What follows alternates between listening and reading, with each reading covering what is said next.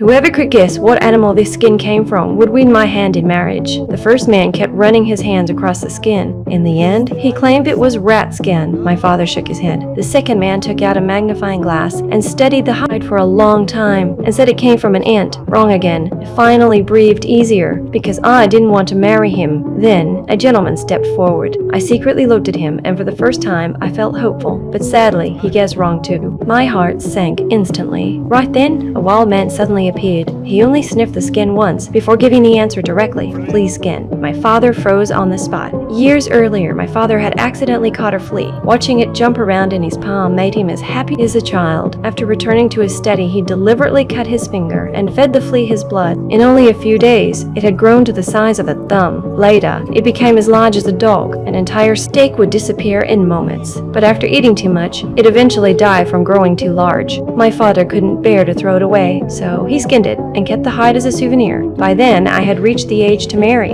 I only wanted a tall and handsome husband, so my father came up with this challenge. But now, the person who guessed correctly was that wild man. My father wasn't pleased, but to protect the dignity of the crown, he still handed me over to him. The wild man led me across mountains and cliffs until we finally reached his home. Animal remains were scattered everywhere, cleared out a small space for me, then forced me to sleep beside him every day. I could only eat raw meat with him. I cried almost every single day, until one day, the wild man went out hunting, and I suddenly spotted an old woman across the cliff. I screamed for help, but a deep canyon separated us. She couldn't cross over. I kept begging her, until she finally softened. She called over her son, who performed in a circus. He prepared to cross the rope and take me away from that place. But at that exact moment, the wild man returned and immediately started chasing us.